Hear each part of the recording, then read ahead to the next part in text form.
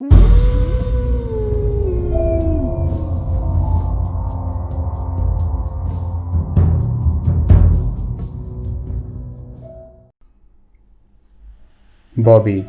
Bobby is a scary story for Halloween about a woman who tries to bring her drowned son back from the dead using black magic.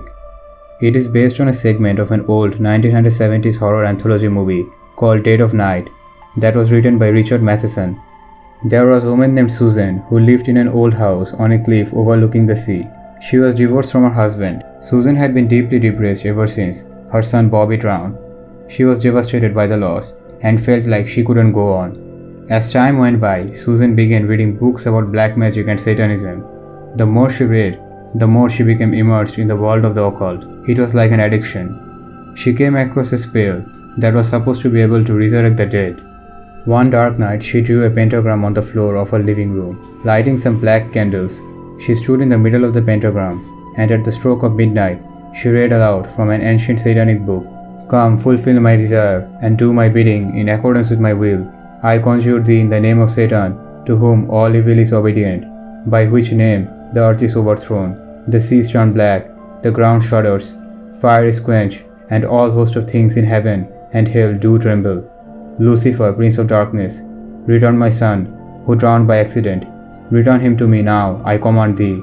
Afterwards, Susan blew out the candles. She collapsed to her knees and began to weep.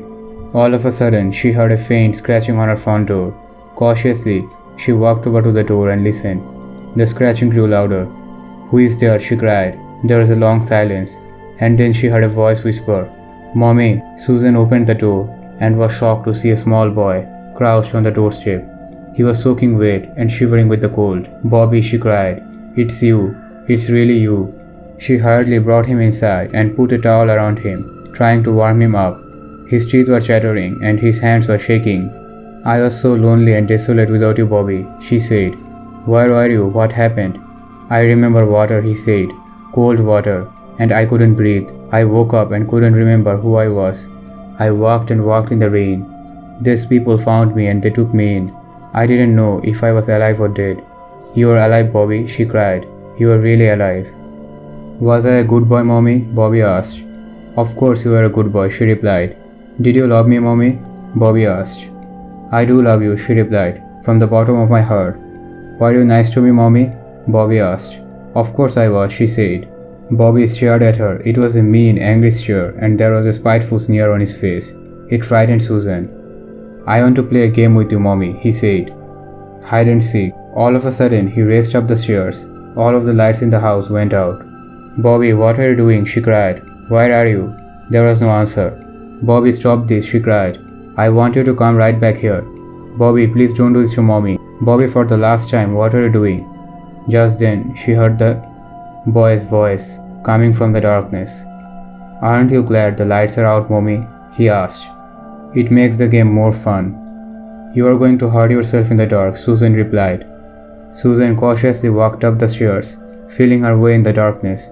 When she got to the top, she looked around, straining her eyes to see. "Bobby, stop this now," she shouted. "You are making Mommy very angry." All of a sudden, the door burst open, and Bobby was standing there, crackling like a maniac. In his hand, he held a long, sharp kitchen knife. "Let's play hide and seek now, Mommy," he shrieked. Susan recoiled in horror. Backing away, she tripped and went tumbling down the stairs. When she landed at the bottom, she looked up and saw her son coming down the stairs with the knife raised above his head. "You lied, Mommy," he said. "Bobby didn't really drown by accident. You knew that.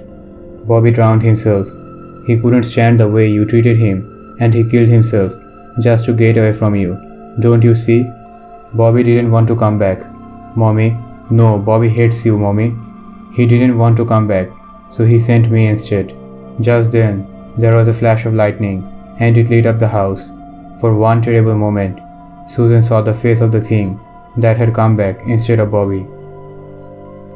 Thanks for watching. If you like this video, don't forget to subscribe and comment your thoughts about this video.